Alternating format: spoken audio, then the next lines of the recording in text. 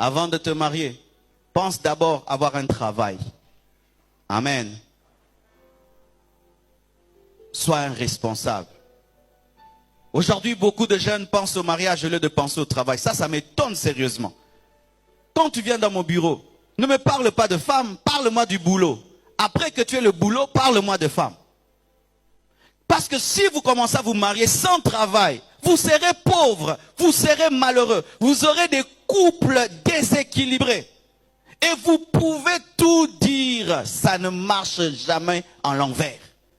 Dieu donne d'abord à Adam un jardin, ensuite il lui donne une femme. Il ne lui a pas donné d'abord une femme, ensuite le jardin. Il lui a donné d'abord le jardin, ensuite il lui a donné une femme. Tu n'as pas encore trouvé ton jardin, tu cherches une femme. Pourquoi? Les désirs sexuels. Les désirs sexuels. Et je t'assure, frère, lorsque tu mets la charrue avant le bœuf, la vie va te rattraper. Lorsque tu sautes les principes de la vie, tu parais intelligent. Mais toi-même, tu sais que la vie te rattrape parce que la vie a des principes immuables. Cherchez d'abord le travail, une source de revenus. Amen. Hein? Aie une source de revenus qui peut te permettre de payer une maison, de te nourrir et de nourrir l'autre. Ensuite, engage-toi. Mais tu ne vas pas mener la femme dans une affaire de foi, une aventure de foi. Bonina tongotolia, tobondela, tobondela. Simbra katibri kebigindi di busuto, tinda mutumoko, ayakoti ke la bisoti. Oh, ça devient l'église.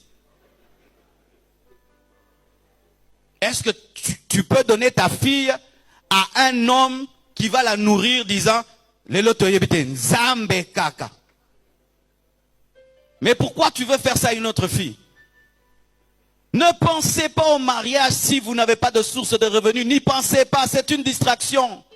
Le peu d'argent que tu gagnes peut t'aider à faire une affaire. Mais tu vas commencer à le donner pour des mèches et des cabellos.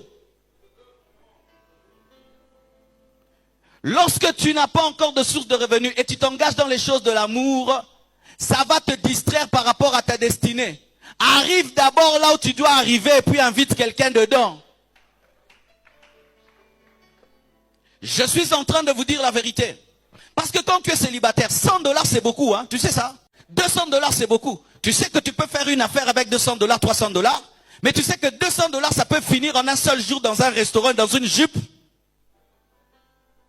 Vous finissez l'argent de votre destinée dans des parfums et dans des mèches. Et maintenant, ce que soit boyo. Quel investissement du célibat? 2000 $ en une année. Ce qu'on a boyo, m'sois boyo. Combien au kokisi? Stabilise d'abord ta vie. Ensuite, invite une femme dedans. Elle serait heureuse et tu seras heureux. Car je ne sais pas si je peux trouver le sommeil. Je dors avec une femme qui n'a pas mangé. Je ne peux pas trouver le sommeil. Je dors avec une femme qui n'a pas mangé. Et je ne sais pas si elle va manger demain. C'est pourquoi j'avais dit à Dieu, si tu vas me faire souffrir, fais-moi souffrir maintenant que je suis seul. Mais quand je me marie et j'ai des enfants, que cela ne m'arrive jamais plus. Et Dieu m'a exaucé. Chez elle, elle mangeait, et puis elle t'épouse, et puis elle ne mange pas.